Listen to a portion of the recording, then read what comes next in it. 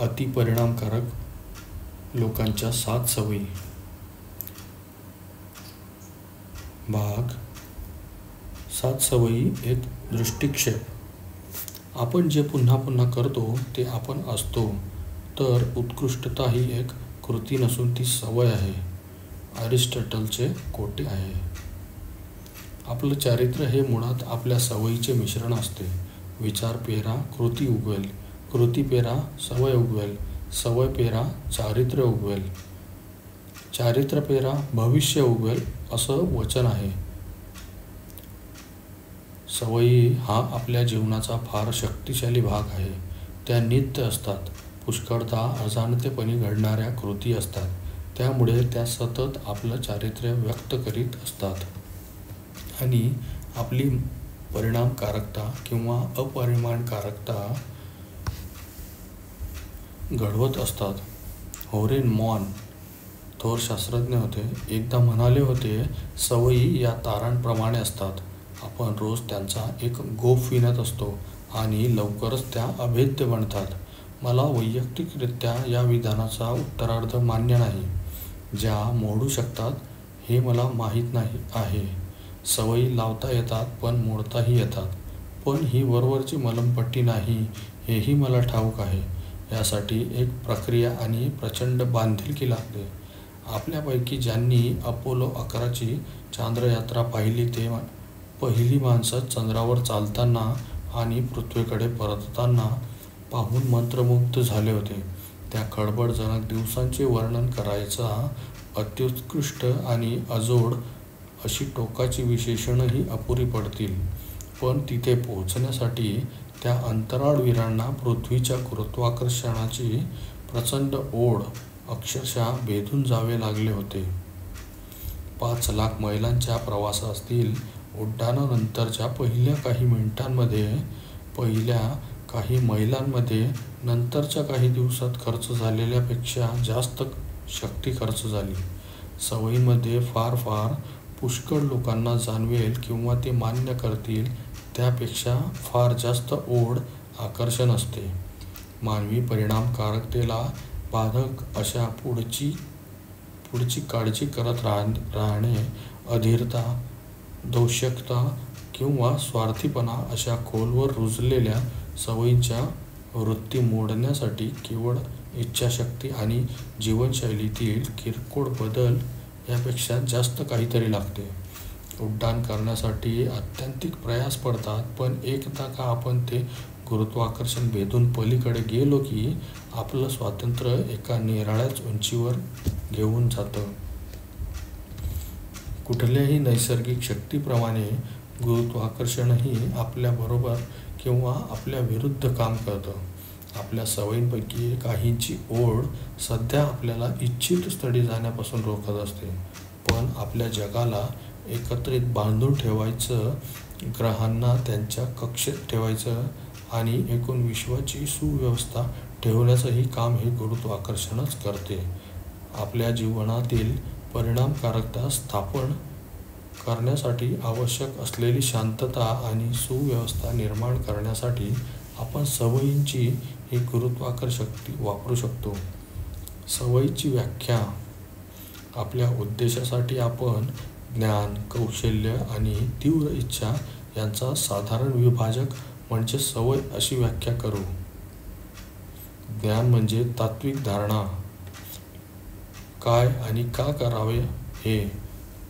कौशल्य म्हणजे कसं करावं हे आणि तीव्र इच्छा ही प्रेरणा करण्याची तळमळ होय. जीवनात एखादी सवय बाळगण्यासाठी आपल्याला 3ही गोष्टी लागतात. माझे कामातील सहकारी, माझा जोडीदार, माझी मुलं यांच्याबरोबरच्या संबंधात मी परिणामशून्य ठरत असेल, कारण मी सतत मला काय वाटतं आहे ते सांगत असतो, पण त्यांचं म्हणणं मी कधीच ऐकून घेत नाही. मानवी व्यवहारांच्या योग्य तत्त्वांचा मी शोधच घेतला नाही, तर मी ऐकून घ्यायला हवं याचं ज्ञानच मला होणार नाही. इतरांबरोबरच्या परिणामकारक संबंधांसाठी मी त्याचे ऐकलं पाहिजे. याचं ज्ञान जरी अगदी मला झालं तरी कदाचित माझ्याकडे ते कौशल्य नसेल. दुसऱ्या माणसांचं म्हणणं मनपूर्वक कसं ऐकून घ्यायचं हेच मला माहीत नसेल. परंतु ऐकण्याच्या गरजेचं ज्ञान आणि ऐकण्याच्या कौशल्याचं ज्ञान पुरेसं नाही. पण ऐकण्याची जर मला इच्छा नसेल, तळमळ नसेल तर माझ्या आयुष्यात ती सवय लागणार नाही. सवय निर्माण करण्यासाठी तिन्ही मितींमध्ये काम करावं लागतं. बदल असणं, दिसणं ही एक आरोही प्रक्रिया आहे. दिसणं बदललं की असणंही बदलतं आणि वाढीच्या पुढच्या पायरीवरही असंच घडतं. ज्ञान, कौशल्य आणि तळमळ यांच्यावर काम करून जेव्हा वर्षानुवर्ष भ्रामक सुरक्षिततेचा स्रोत वाटलेल्या धारणांपासून आपण फारकत घेतो, तेव्हा वैयक्तिक आणि आंतरवैयक्तिक परिणामकारकतेच्या एका नव्याच मितीमध्ये आपण सीमोल्लंघन करीत असतो. कधीकधी ही प्रक्रिया क्लेशकारी असते. हा बदल त्या मोठ्या हेतूने प्रेरित झालेला असला पाहिजे. पुढे आपल्याला काय साधायचं आहे यावरही आत्ताची इच्छा मागे सारायची तयारी असली पाहिजे. पण ही प्रक्रिया आनंद देते, आपल्या अस्तित्वाला हेतू आणि रचना देते. सुखाची व्याख्या निदान काही प्रमाणात तरी अशी करता येते की आपल्याला पुढे काय हवं आहे, यासाठी आता काय हवं आहे याचा त्याग करण्याची इच्छा आणि क्षमता.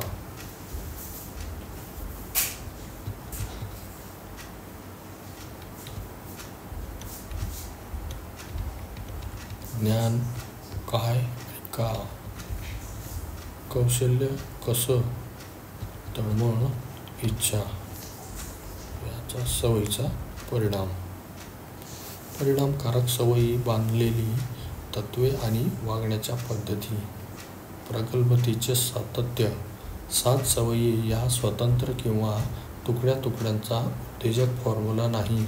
वाढीच्या नैसर्गिक नियमांशी सुसंगत राहून वैयक्तिक आणि आंतरवैयक्तिक परिणामकारकता वाढवणारा हा एक वर्धिष्णू, क्रमिक आणि अतिशय एकसंध असा रस्ता आहे. क्रमाक्रमाने त्या आपल्याला परावलंबत्वाकडून स्वावलंबन व तिथून परावलंबत्वाकडे एका सातत्याने प्रगल्भ करत जातात. आयुष्यात सुरुवातीला आपण तान्ही असतो, पूर्णपणे परावलंबी असतो. इतरांकडून आपण पालन पोषण, रक्षण होतो. हे पोषण नसतं तर आपण काही तास किंवा फार तर काही दिवस जगलो असतो. मग हळूहळू पुढच्या महिन्यांमध्ये आणि वर्षांमध्ये आपण अधिक स्वावलंबी बनत जातो. शारीरिकदृष्ट्या, मानसिकदृष्ट्या, भावनिकदृष्ट्या आणि आर्थिकदृष्ट्या. आणि मग हळूहळू आपण स्वतःची काळजी स्वतः घेऊ लागतो.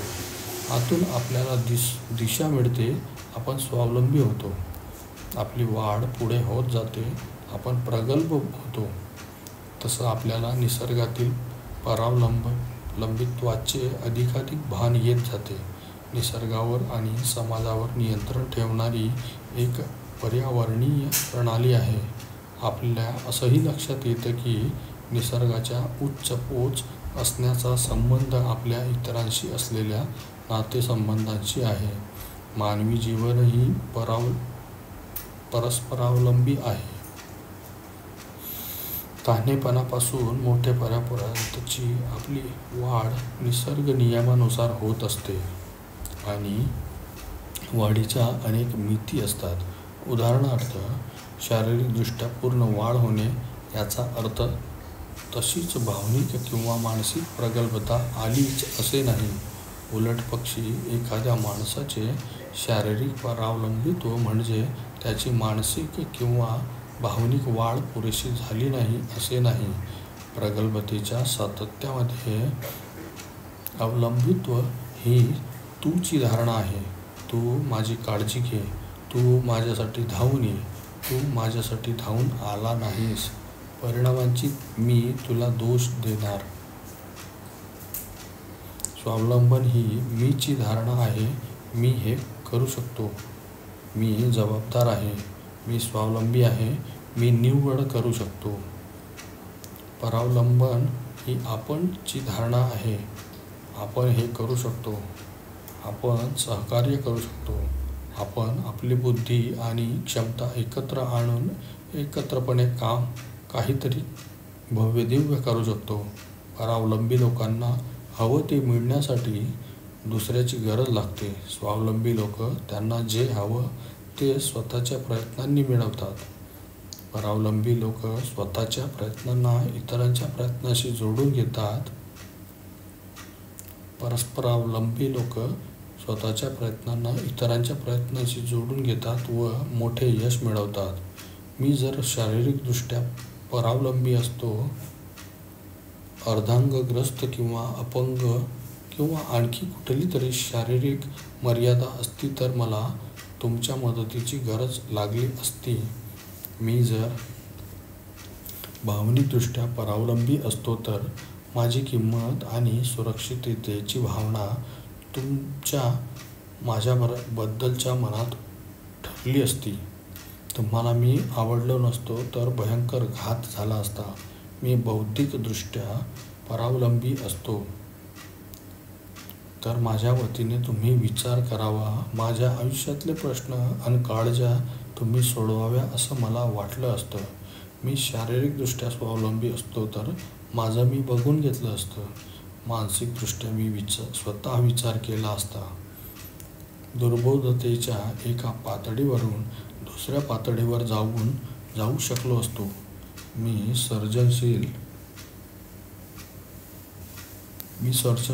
सर्जनशील आणि विश्लेषक विचार करू शकलो असतो आणि माझ्या विचारांची सुसंगत मांडणी करून ते व्यक्त करू शकलो असतो. भावनिकदृष्ट्या मला आतूनच आधार मिळाला असता, आतूनच मला दिशा मिळाली असती. मी कुणाला आवडण्यावर किंवा कुणी मला चांगलं वागण्यावर माझी किंमत मी ठरवली नसती. स्वयंपूर्णता ही परावलंबनापेक्षा अधिक परिपक्व गोष्ट आहे हे कळायला सोपं आहे. स्वावलंबन हे स्वतःचं एक मोठं यश आहे, पण स्वावलंबन हे सर्वोच्च नाही. तरी देखील सध्याच्या सामाजिक धारणांनी स्वावलंबनाला जणू सिंहासनावर नेऊन बसवले आहे. कितीतरी व्यक्ती आणि सामाजिक चळवळींचा हाच जीवित हेतू झालेला आहे. स्वयंविकासाच्या पुष्कळशा साहित्यात स्वावलंबनाला उच्चपदी ठेवण्यात आलेले असते. जणू संवाद, संघभावना आणि सहकार्य ही कमी प्रतीची मूल्ये असावीत. परंतु सध्याचं स्वावलंबनाचे महत्त्व ही परावलंबित्वाला दुसऱ्याने आपलं नियंत्रण करणे, वापर करणे, हेतू सांगणे, हवं तसं वळवणे याला दिलेली प्रतिक्रिया आहे.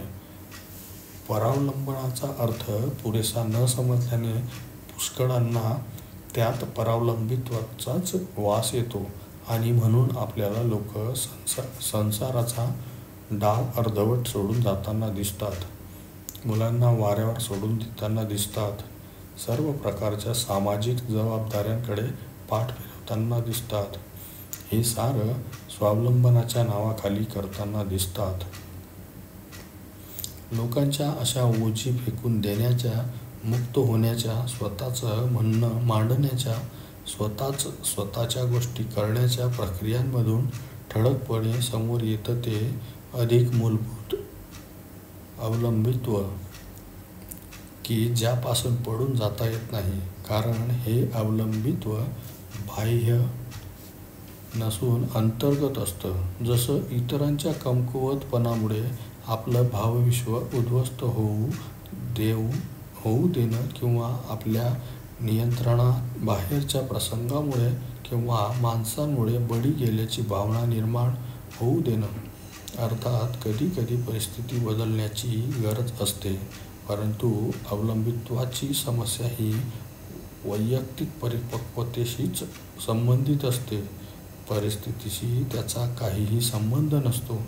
अगदी चांगल्या परिस्थितीतही अपरिपक्वता आणि अवलंबित्व असतात. चारित्र्यातील खरी स्वयंपूर्णता ही आपल्यावर कोणीतरी करणाऱ्याऐवजी स्वतःला काही कृती करण्याची शक्ती देते. ती आपल्याला इतर व्यक्ती आणि परिस्थिती यांच्यावरच्या अवलंबित्वापासून मुक्त करते. हे एक मौल्यवान मुक्त करणारे उद्दिष्ट आहे, पण परिणामकारक जीवनाचं हे अंतिम ध्येय नव्हे. स्वतंत्र विचार हा परस्परावलंबी वास्तवाला साजेसा नाही. परस्परावलंबनाचा विचार किंवा तशी कृती करूनच न करणारे स्वतंत्र लोक वैयक्तिकरित्या चांगले उत्पादक असतील, पण ते चांगले नेते किंवा संघातील चांगले सदस्य असणार नाहीत. विवाह, कुटुंब किंवा संस्थांचे वास्तव यात आवश्यक असलेल्या परस्परावलंबित्वाच्या धारणेतून ते आलेले नसतात. नैसर्गिकरित्याच जीवन हे परावलंबी आहे. स्वतंत्रतेद्वारा जास्तीत जास्त परिणामकारकता मिळवणं हे गोल्फच्या दांडूने टेनिस खेळायचा प्रयत्न करण्यासारखं आहे. वास्तवासाठी हे हत्यार उपयोगाचे नाही. परस्परावलंबन ही एक फार परिपक्व, अधिक पुढारलेली संकल्पना आहे. मी जर शारीरिकदृष्ट्या परावलंबी असतो तर मी स्वयंपूर्ण आणि सक्षम असतो. पण मी कितीही उत्कृष्ट असलो तरी एकटा जे करू शकेन त्यापेक्षा कितीतरी अधिक तुम्ही आणि मी मिळून करू शकू याची जाणीवही मला असते. मी जर भावनिकदृष्ट्या परस्परावलंबी असेन तर मला स्वतःची किंमत आतून कळते, पण मला प्रेमाच्या गरजेची, प्रेम देण्याची आणि इतरांकडून प्रेम घेण्याच्या गरजेचीही जाणीव असते. मी जर बौद्धिकदृष्ट्या परस्परावलंबी असेन तर माझ्याबरोबर इतरांच्याही उत्कृष्ट विचारांची मला गरज आहे आणि मला जाणीव असते. एक परस्परावलंबी व्यक्ती म्हणून मी माझी क्षमता मनपूर्वक, अर्थपूर्ण रीतीने इतरांबरोबर वाटून घेऊ शकतो. तसेच इतर माणसांचे भरपूर शक्तिस्रोत आणि सुप्त क्षमता यांच्यापर्यंत मी पोहोचू शकतो. परस्परावलंबनाची निवड फक्त स्वावलंबी व्यक्तीच करू शकतात. परावलंबी व्यक्तीच्या परस्परावलंबी असण्याची निवड करता येत नाही. तेवढं त्याचं चारित्र्य नसतं, तेवढी त्याची स्वतःवर देखील मालकी नसते. म्हणूनच पुढील प्रकरणातील सवयी 1, 2 व 3 या स्वयंस्वामित्वाशी संबंधित आहेत. या व्यक्तीला परस्परावलंबित्वाकडून स्वावलंबनाकडे घेऊन जातात. त्या वैयक्तिक विजय चारित्र्य घडणीचा अर्क आहे. जन विजयाआधी मन विजय येतो. पेरण्याआधी सुगी घेता येत नाही, तसंच ही प्रक्रिया सुद्धा उलटी करता येत नाही. ही अंतर्बाह्य असते. जर तुम्ही जसे खरोखर स्वावलंबी होता तसा परिणामकारक परस्परावलंबनाचा तुमचा पाया तयार होतो. या चारित्र्याच्या पायावर तुम्ही अधिक व्यक्तिमत्व अभिमुख असलेल्या संघभावना, सहकार्य आणि संवाद या 4, 5, 6 क्रमांकाच्या सवयींच्या जन विजयावर काम करू शकता. याचा अर्थ असा नव्हे की 4, 5, 6 क्रमांकाच्या सवयींवर काम करण्याआधी तुम्ही 1, 2, 3 क्रमांकाच्या सवयीवर प्रभुत्व मिळवलेलं असायला हवं. हा क्रम समजून घेतल्याने तुम्हाला तुमची वाढ अधिक परिणामकारक रीतीने साधता येईल.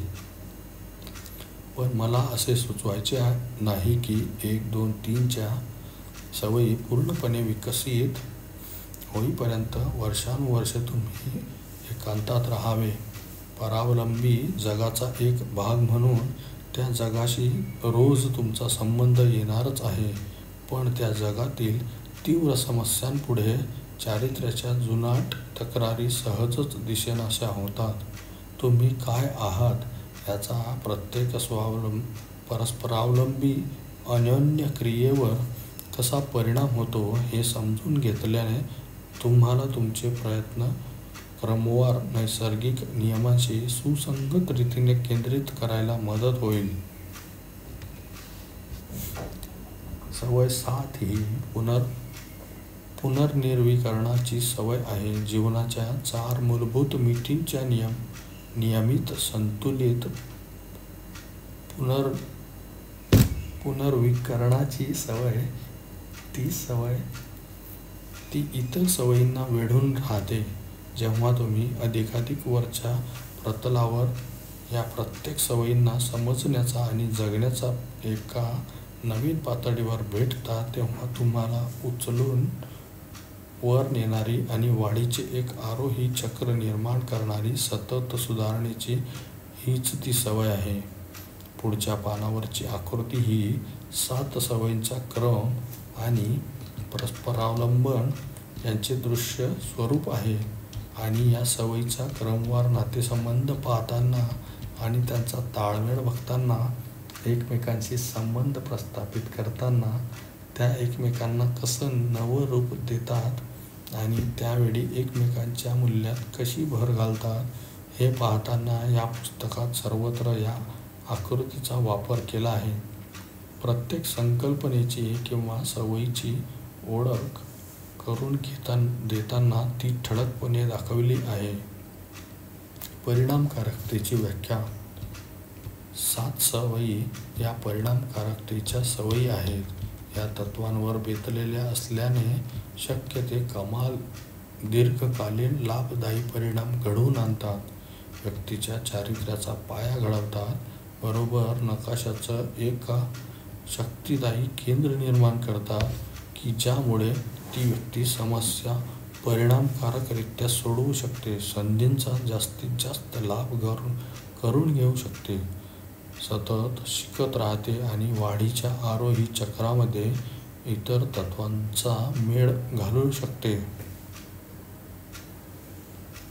त्या परिणामकारकतेच्या सवयी यासाठीही आहेत कारण त्या निसर्ग नियमाच्या एका तत्वाशी सुसंगत अशा परिणामकारकतेच्या धारणेवर आधारलेल्या आहेत.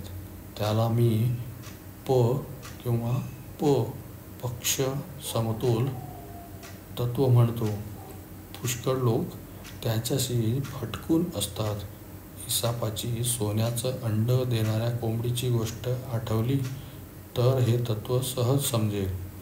या गोष्टीतल्या शेतकऱ्याला त्याच्या पाळलेल्या लाडक्या कोंबडीच्या डालक्यात एक चमचमणारे सोन्याचे अंडे दिसते. पहिल्यांदा त्याला ती गंमत वाटते आणि तो ते फेकून देऊ लागतो. पण क्षणभर मनाशी विचार करून तो ते अंड परीक्षा करण्यासाठी वेगळं काढून ठेवतो. ते अंड म्हणजे चोख सोनं असतं. शेतकऱ्यांचा आपल्या नशिबावर विश्वासच बसत नाही. दुसऱ्या दिवशी पुन्हा तोच प्रकार घडल्यावर त्याला आणखीनच शंका येते. रोज उठून तो धावत डालक्यापाशी जाऊन एक सोन्याचे अंडे गोळा करतो. तो प्रचंड श्रीमंत होतो. विश्वास बसू नये असेच सगळं घडत असतं. पण वाढत्या संपत्तीबरोबर हाव आणि घाई येते.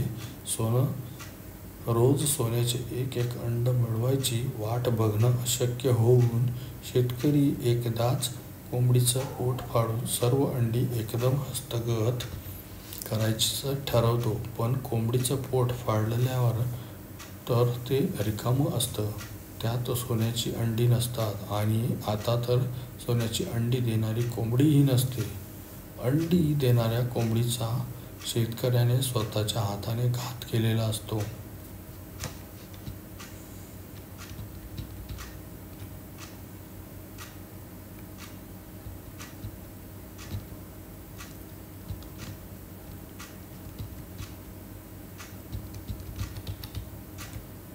परावलंबन आकृती.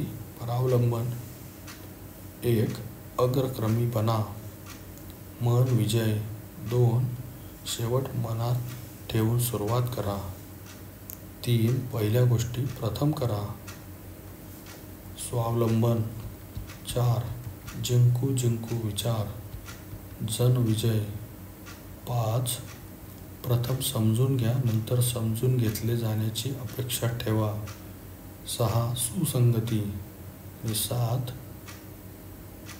पात्याला धार लावत राहा. 7 सवयींची धारणा होती. मी म्हणतो की या गोष्टीतच एक निसर्ग नियम, एक तत्व, परिणामकारकतेची मूलभूत व्याख्या आहे. पुष्कळ माणसं परिणामकारकतेकडे सोन्याच्या अंड्यापासून धारणेतून पाहतात. तुम्ही जेवढं जास्त निर्माण कराल, जेवढं अधिक कराल, तेवढं तुम्ही अधिक परिणामकारक. परंतु गोष्टीत दाखवल्याप्रमाणे परिणामकारकता हे 2 गोष्टींचे कार्य आहे जे निर्माण केलं जातं. सोन्याची अंडी आणि निर्माण करण्याची साधने किंवा क्षमता म्हणजे कोंबडी. तुम्ही जर सोन्याच्या अंड्याकडे लक्ष देण्याचं आणि कोंबडीकडे दुर्लक्ष करण्याचं जीवनमान अंगीकारले तर लवकरच सोन्याची अंडी निर्माण करणारी तुमची साधनसंपत्ती नष्ट होईल.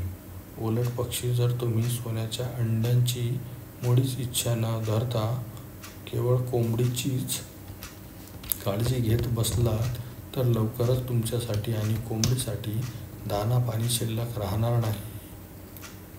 परिणामकारकता समतोलात आहे. त्याला मी किंवा पक्ष समतोल म्हणतो. पी म्हणजे इच्छित परिणामांची निर्मिती, सोन्याची अंडी बरोबर. क्ष म्हणजे परिणाम उत्पादनाची क्षमता, सोन्याची अंडी देण्याची क्षमता किंवा साधनसंपत्ती. संपत्तीचे 3 प्रकार. संपत्तीचे मुळात 3 प्रकार असतात: भौतिक, आर्थिक आणि मानवी. क्रमाक्रमाने आपण एक पाहूया.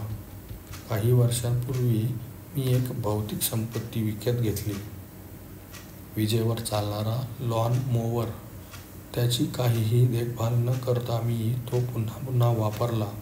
2 वर्ष तो ठीक चालला, पण नंतर बंद पडायला लागला. मी तेल पाणी करून, धार लावून त्याचे पुनरुज्जीवन करण्याचा प्रयत्न केला, पण मला कळलं की त्याच्या इंजिनाची अर्ध्याहून जास्त शक्ती संपली आहे. त्याची किंमत 0 झालेली होती. मी जर कडे संपत्ती नीट सुरक्षित राखण्याकडे लक्ष दिलं असतं तर मी अजूनही चा नीट कापलेल्या हिरवळीचा आनंद घेऊ शकलो असतो. मी जर मोवरची देखभाल केली असती तर त्यासाठी लागला असता त्यापेक्षा कितीतरी जास्त पैसा आणि वेळ मला तो मोवर बदलण्यासाठी घालवावा लागला. ते परिणामकारक नव्हतंच. अल्पकालीन मोबदल्यासाठी किंवा परिणामांसाठी आपण पुष्कळदा अमूल्य भौतिक संपत्तीचा नाश करतो. कार, संगणक, कपडे धुण्याचं वाढवण्याचं यंत्र, अगदी आपण शरीर आणि पर्यावरणसुद्धा आणि चा समतोल ठेवल्याने भौतिक संपत्तीच्या परिणामकारक वापरामध्ये प्रचंड फरक पडतो. त्याने आर्थिक संपत्तीच्या परिणामकारक वापरावरही फार ताकदीचा परिणाम होतो. लोक मुद्दल आणि व्याज यात किती वेळा घोटाळा करतात. तुमचं राहणीमान उंचावण्यासाठी, आणखी सोन्याची अंडी मिळवण्यासाठी तुम्ही कधी मुद्दामला हात घातला आहे का? कमी होणाऱ्या भांडवलात व्याज किंवा उत्पन्न निर्माण करण्याची शक्तीही कमीच होत जाते आणि मग मुद्दल असं झिजत कमी होतं. शेवटी मूलभूत गरजांनाही अपुरं पडतं. आपली सर्वात महत्त्वाची संपत्ती म्हणजे आपली स्वतःची पैसे उत्पन्न कमवण्याची क्षमता. आपली स्वतःची क्ष सुधारण्याची. जर आपण सतत गुंतवणूक करीत राहिलो नाही तर आपण आपले मार्ग खुंटवत असतो. आपण मग आपल्या कंपनीची काळजी करत किंवा साहेबाच्या आपल्याबद्दलच्या मताची काळजी करत आर्थिकदृष्ट्या परावलंबी होऊन आपल्या सध्याच्या अवस्थेत अडकून पडतो. पुन्हा एकदा हे परिणामकारक नसतंच. मानवी क्षेत्रात किंवा क्ष समतोल तेवढाच मूलभूत आहे, पण अधिकच महत्त्वाचाही आहे.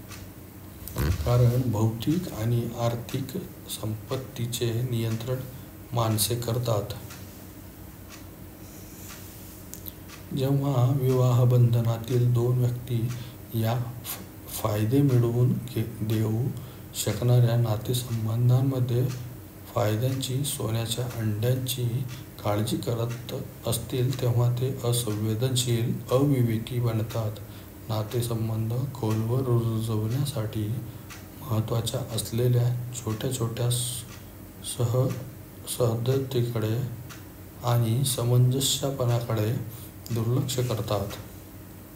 एकमेकांना हवं तसं वागायला लावण्यासाठी नियंत्रणाची बटण दाबणे, स्वतःच्या गरजांवर लक्ष केंद्रित करणे, स्वतःच्या म्हणण्याचे समर्थन करत राहणे आणि दुसऱ्या व्यक्तीची चूक दाखवणारे पुरावे शोधणं असं ते सुरू करतात.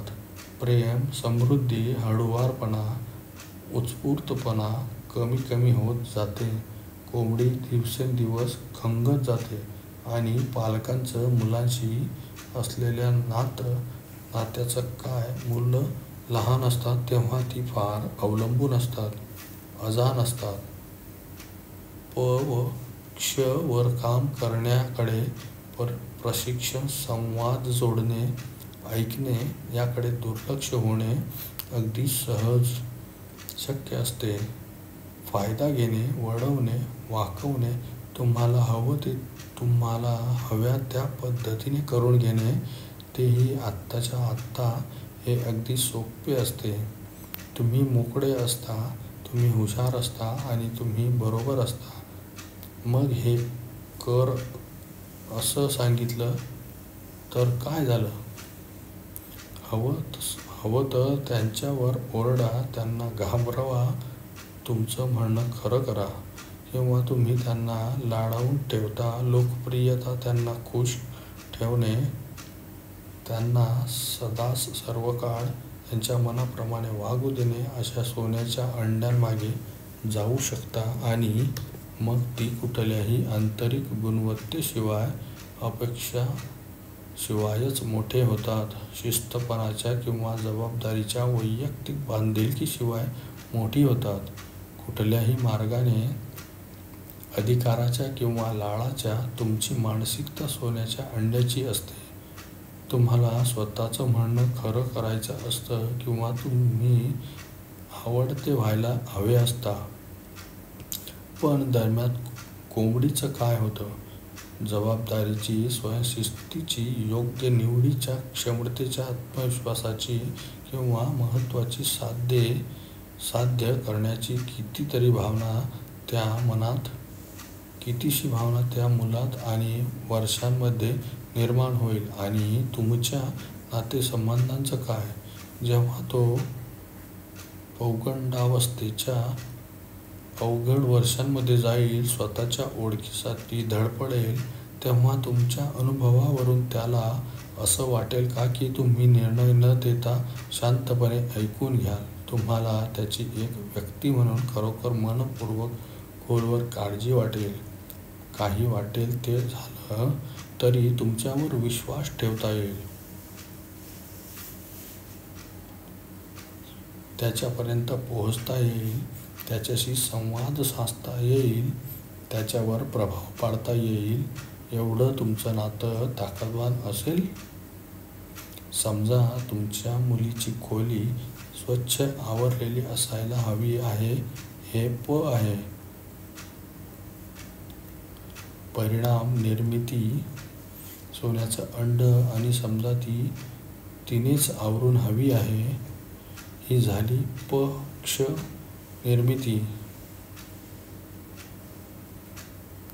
निर्मिती क्षमता. तुमची मुलगी ही कोंबडी मालमत्ता आहे. जी सोन्याची अंडी देते. जर तुमच्या प आणि प क्ष मध्ये योग्य समतोल असेल तर आठवण न करताही ती आनंदाने खोली आवरून ठेवेल, कारण ती बांधिलकी मानते व बांधिलकी पाळण्याची शिस्त तिच्याकडे असते. ती एक मौल्यवान संपत्ती आहे. सोन्याची अंडी देणारी कोंबडी आहे. पण जर तुमची धारणा ही निर्मितीवर केंद्रित असेल, खोली स्वच्छ ठेवण्यावर असेल, तर तुम्हाला तिच्या मागे लागावं लागेल. तुमचे प्रयत्न वाढवून तुम्हाला कदाचित ओरडावं लागेल, भीती घालावी लागेल आणि तुमच्या सोन्याच्या अंड्यांच्या इच्छेमध्ये कोंबडीच्या आरोग्याकडे आणि कल्याणाकडे मात्र तुमचा कानाडोळा होईल. माझ्या एका मुलीसंदर्भात अनुभवलेला एक प व क्ष चा मजेदार किस्सा सांगतो. आम्ही एका सायंकाळचा कार्यक्रम ठरवत होतो. मला प्रत्येक मुलाबरोबरचा हा स्वतंत्र वेळ फार आवडतो. या भेटीची वाट बघण्यातही प्रत्यक्ष भेटी इतकीच मजा असते. तर मी मुलीकडे गेलो आणि म्हटलं, सोने, आजची संध्याकाळ तुझ्यासाठी. काय करूया? हो बाबा, असू दे, तिने उत्तर दिलं. नाही, खरंच. मी म्हटलं, काय करायला आवडेल तुला? बरं. शेवटी ती म्हणाली, मला जे करायचं आहे ते. खरं म्हणजे तुम्हाला करायचं नाही आहे. खरंच सोने, मी मनापासून म्हटलं. मला ते करायचं आहे. ते काहीही असो. तुझी आवड. मला स्टार वॉर्स बघायचं आहे, ती म्हणाली. पण तुम्हाला स्टार वॉर्स बघायला आवडत नाही हे मला माहीत आहे. असे चमत्काराचे चित्रपट तुम्हाला आवडत नाहीत? राहू दे बाबा. नाही सोने, तुला जर हे करायला आवडणार असेल तर मला पण ते करायला आवडेल. बाबा, काही काळजी करू नका. या भेटीसाठी आपण गेलंच पाहिजे असं काही नाही. क्षणभर थांबून ती पुढे म्हणाली, पण तुम्हाला माहीत आहे का तुम्हाला स्टार वॉर्स का आवडत नाही ते? कारण तुम्हाला जेडी नाईटचं तत्त्वज्ञान आणि प्रशिक्षण समजत नाही. काय?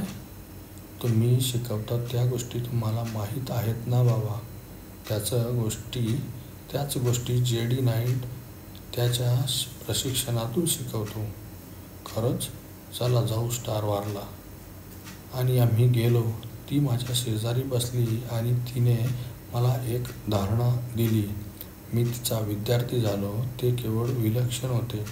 त्या धारणेतून मला जेडी नाईटचं प्रशिक्षणाचं तत्त्वज्ञान निरनिराळ्या प्रसंगांमध्ये कसं प्रतिबिंबित होत होतं ते दिसू लागलं. हा अनुभव काही नियोजित अनुभव नव्हता. प आणि क्ष मध्ये केलेल्या गुंतवणुकीचं योगायोगाने मिळालेलं फळ होतं. आम्हाला घट्ट बांधून ठेवणारे आणि फार समाधान देणारं होतं. पण आम्हाला सोन्याच्या अंड्यांचा आनंदही घेता आला, कारण कोंबडी आमच्या नातेसंबंधांची गुणवत्ता चांगली पोचली होती. संस्थात्मक प आणि क्ष.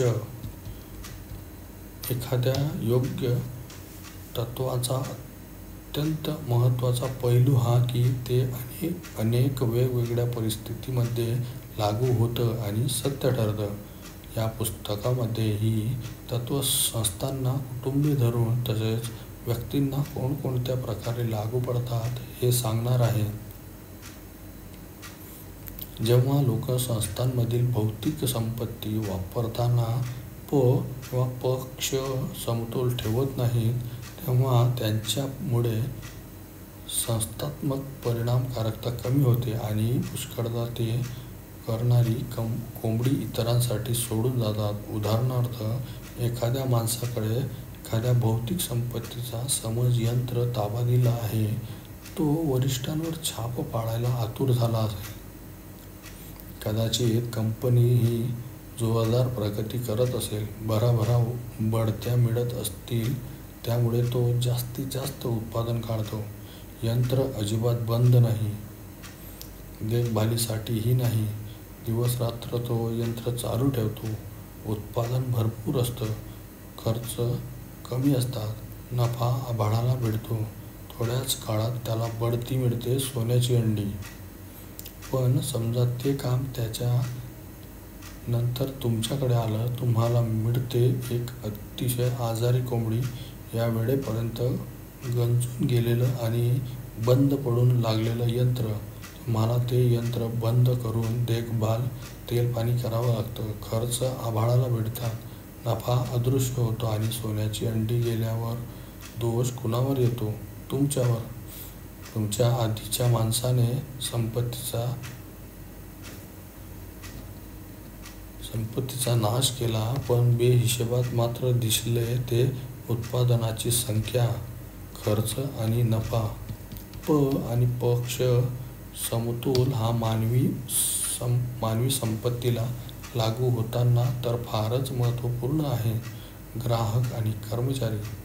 माझ्यासह माहितीच्या एका उपहारगृहात उत्कृष्ट क्लॅम चॉडर मिळायचा आणि रोज दुपारी जेवायच्या वेळी तिथे ग्राहकांची झुंबड असायची. पुढे ते दुसऱ्याने विकत घेतलं आणि नवीन मालकाने सोन्याच्या अंड्यावर लक्ष ठेवलं. त्याने चॉडरमध्ये जास्त पाणी घालायला सुरुवात केली. साधारण महिनाभर खर्च कमी झाला, उत्पन्न तेवढंच राहिलं. त्यामुळे नफा खूप जास्त दिसला, पण हळूहळू ग्राहक दिसेनासे होऊ लागले. विश्वास गमावला आणि धंदा हळूहळू नावापुरता शिल्लक राहिला. नव्या मालकाने तो पुन्हा मिळवायचे पुष्कळ प्रयत्न केले, पण त्याने ग्राहकांकडे दुर्लक्ष केले होते. त्यांच्या विश्वासाला छेद दिला होता आणि ग्राहक निष्ठेची संपत्ती गमावली होती. सोन्याची अंडी देणारी कोंबडीच शिल्लक राहिलेली नव्हती. अशा काही संस्था आहेत की ज्या ग्राहकांबद्दल पुष्कळ बोलतात, पण जे काय ग्राहकांशी वागतात त्या सर्व कर्मचाऱ्यांकडे पूर्ण दुर्लक्ष करतात. प क्ष चे तत्त्व आहे की तुमच्या कर्मचाऱ्यांनी तुमच्या सर्वोत्कृष्ट ग्राहकांशी जसं वागावं असं तुम्हाला वाटत असेल तर तुम्ही तुमच्या कर्मचाऱ्यांशी वागा. तुम्ही माणसाचे हात विकत घेऊ शकता, पण त्याचं मन विकत घेऊ शकत नाही. जिथे त्याचा उत्साह, त्याची निष्ठा असते, तिथेच त्याचं मन असतं. तुम्ही त्याची पाठ विकत घेऊ शकता, पण त्याचं डोकं, मेंदू विकत घेऊ शकत नाही. त्याची सर्जनशीलता, त्याची तल्लखता, त्याची योजकता जिथं असते तिथंच त्याची बुद्धी असते. प आणि क्ष काम म्हणजे जसं तुम्ही ग्राहकांना स्वयंसेवक समजाल, असं कर्मचाऱ्यांनाही स्वयंसेवक म्हणून वागवणं. कारण तेच असतात. त्यांचं सर्वोत्कृष्ट ते जे स्वखुशीने देत असतात. मन आणि मेंदू.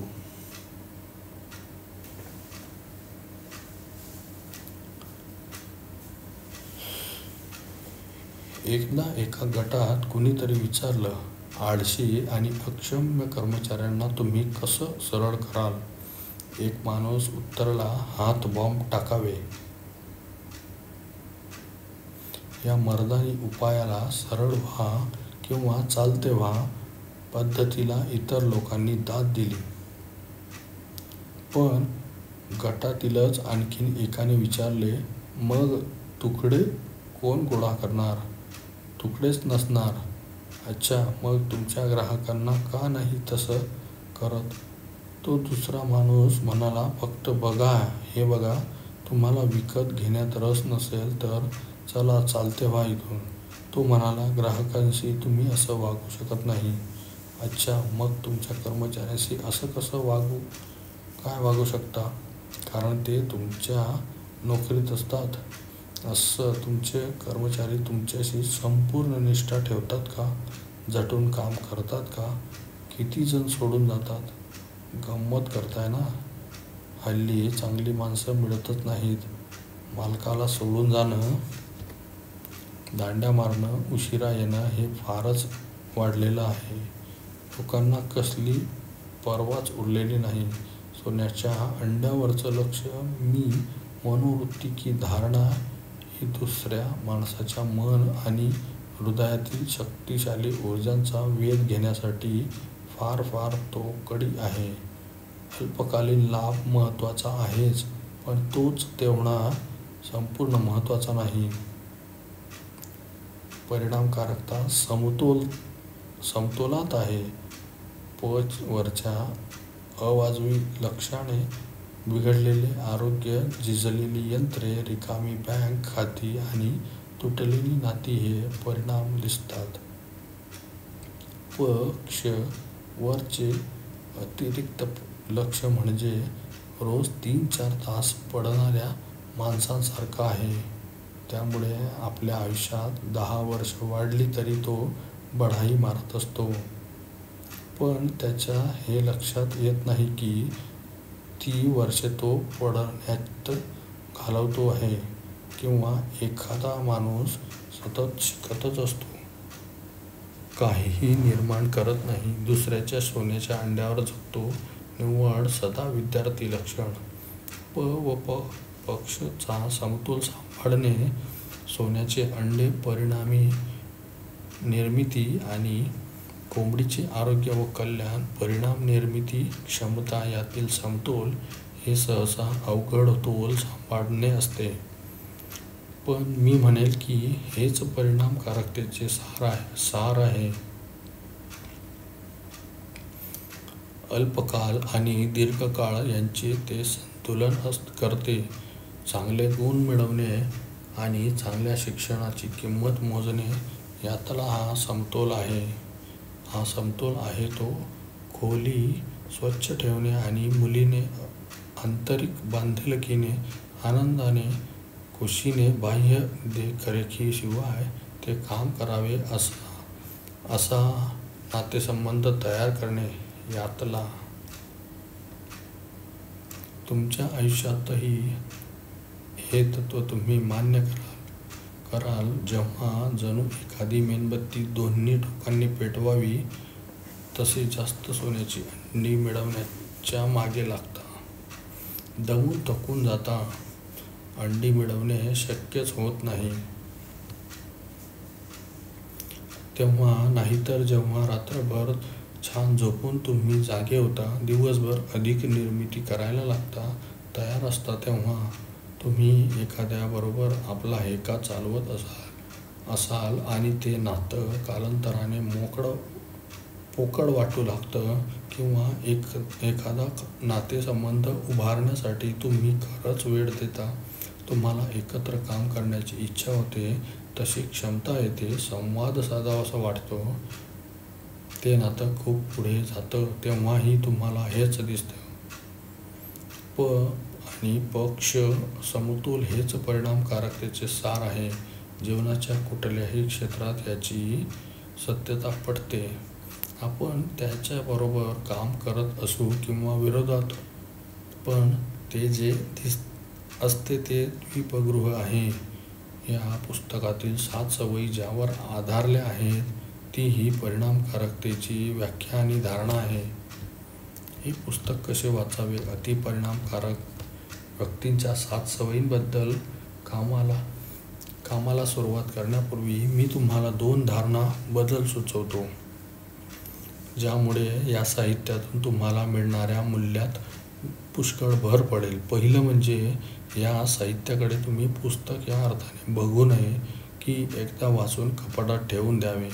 एकदा पूर्ण कल्पना येण्यासाठी तुम्हाला कदाचित ते एकदा पूर्ण वाचावेसे वाटेल, परंतु बदलाच्या आणि वाढीच्या सततच्या प्रक्रियेत साथ देईल अशी या साहित्याची रचना केली आहे. वाढत्या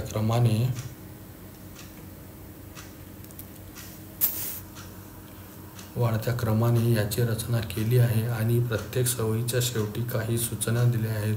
म्हणजे तुमची तयारी झाली की तुम्ही कुठल्याही सवयीचा अभ्यास करून त्यावर लक्ष केंद्रित करू शकता. जसे जसे तुम्ही समज आणि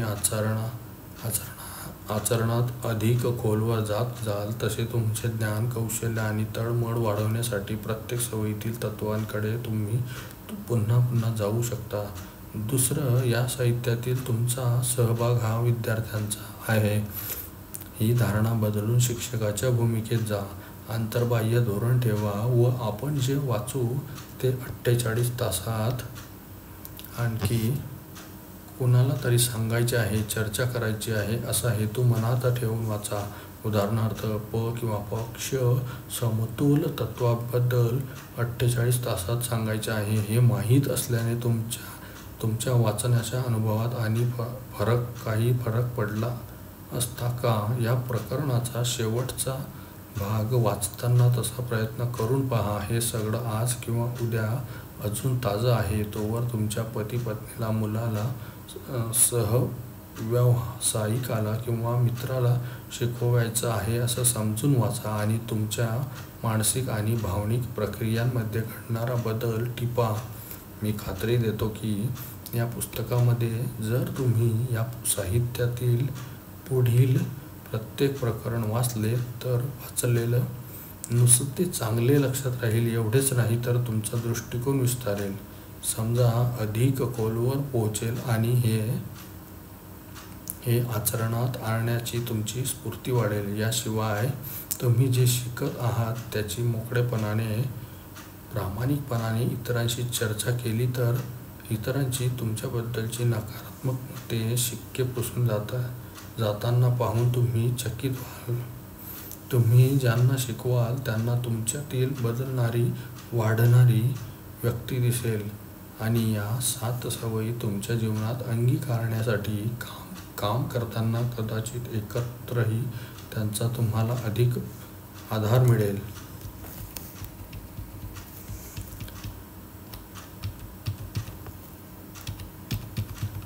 कशाची अपेक्षा ठेवाल? शेवटच्या विश्लेषणात मेरी लिन फर्गसनने म्हटल्याप्रमाणे बदलण्यासाठी कुणीही दुसऱ्याचं मन वळवू शकत नाही. प्रत्येकजण बदलाच्या दरवाजाची रखवाली करत असतो आणि हा दरवाजा आतूनच उघडता येतो. वाद घालून किंवा भावनिक आवाहन करून आपण दुसऱ्यांचा हा दरवाजा उघडू शकत नाही. 7 सवयींमध्ये अंतर्भूत असलेली तत्त्वे खरोखर समजण्यासाठी व जगण्यासाठी तुम्हाला बदलाचा दरवाजा उघडायचं तुम्ही ठरवलं असेल तर मात्र मी अनेक चांगल्या गोष्टी घडतील असं आनंदाने सांगू शकतो. पण तुमची वाढ उत्क्रांतीने होईल, पण एकूण परिणाम मात्र क्रांतिकारी असेल. केवळ एक व पक्ष समतोलाचं तत्त्व जर पूर्णपणे जगलं तर बहुतेक व्यक्ती आणि संस्था त्यांना बदलून टाकेल असं नाही का तुम्हाला वाटतं? पहिल्या 3 सवयींसाठी मन विजयाच्या हे सवयी बदलाचा दरवाजा उघडल्यानंतरचा परिणाम म्हणजे आत्मविश्वासात झालेली मोठी वाढ. तुम्हाला तुमचीच नव्याने अधिक खोलवर ओळख होईल. तुमचा स्वभाव, तुमची मूल्य आणि योगदान देण्याची तुमची क्षमता, तुमची मूल्य जगताना तुम्ही स्वत्वाची जाणीव, प्रामाणिकपणा, नियंत्रण आणि आंतरिक दिशा दर्शन यांनी तुमच्यात एक उत्साह आणि शांती संचारेल. इतरांचं तुमच्याबद्दलचं मत किंवा इतरांशी तुलना यापेक्षा तुमचा अर्थ तुम्हाला आतूनच सापडेल. बरोबर आणि चूक याला फारसा अर्थ राहणार नाही. गंमत म्हणजे इतरांना तुमच्याबद्दल काय वाटतं याची तुम्हाला फारशी पर्वा राहणार नाही, पण इतरांना त्यांच्या स्वतःबद्दल, त्यांच्या जगाबद्दल आणि त्यांच्या तुमच्याशी असलेल्या नातेसंबंधांबद्दल काय वाटतं त्याची तुम्हाला अधिक काळजी असेल. इतरांच्या कमजोरीवर तुमचं भावनिक आयुष्य उभं राहणार नाही. शिवाय बदलणं तुम्हाला अधिक सोपं आणि हवंसं वाटेल, कारण तुमच्या आत खोल काहीतरी न बदलणारं असेल. तुमच्या 3 सवयींसाठी जनविजयाच्या सवयी. तुम्ही दरवाजा उघडाल तेव्हा घायाळ झालेल्या किंवा अगदी मोडलेल्या नातेसंबंधांची दुरुस्ती करण्यासाठी आणि ते नव्याने बांधण्याची इच्छा आणि स्रोत यांचा तुम्हाला शोध लागेल व ते मुक्तही होतील. चांगले नातेसंबंध सुधारतील आणि अधिक खोलवर, अधिक घट्ट, अधिक सर्जनशील, अधिक धाडसी होतील. 7वी सवय मनापासून अंगीकारली तर पहिल्या 6चे पुनर्नवीनीकरण करेल व खऱ्या अर्थाने तुम्हाला स्वावलंबी बनवेल, परस्पर स्वावलंबनासाठी सक्षम बनवेल. ह्याच्या मदतीने तुम्ही स्वतःला रिचार्ज करू शकाल. तुमची सध्याची परिस्थिती काहीही असो, मी खात्रीने सांगतो की तुम्ही म्हणजे तुमच्या सवयी नव्हे, तुम्हाला मारक ठरणारी वागवण्याची पद्धत बदलून तुम्ही नवीन परिणामकारकता, सुख आणि विश्वाच्या पायावरच्या नातेसंबंधांचा अंगीकार करू शकता. या सवयींचा अभ्यास करताना खरोखर प्रेमाने मी तुमच्या वाढीचा व बदलाचा दरवाजा उघडायला प्रोत्साहन देतो. धीर धरा. स्वतःची वाढ ही नाजूक, पवित्र आहे. यावरती मोठी गुंतवणूक नाही. ही अर्थातच झटपट मलमपट्टी नाही, पण मी खात्री देतो की तुमचा उत्साह वाढवणारे फायदे तुम्हाला लगेचच दिसू लागतील. थॉमस पेनच्या शब्दात, जे आपल्याला फार सहज मिळतं त्याचं महत्त्व आपल्याला तितकंसं वाटत नाही. जास्त किमतीमुळेच प्रत्येक गोष्टीला मूल्य प्राप्त होते. वस्तूची किंमत कशी लावावी हे स्वर्गाला बरोबर समजलेलं आहे. पुढील भागात भाग 2 मन विजय.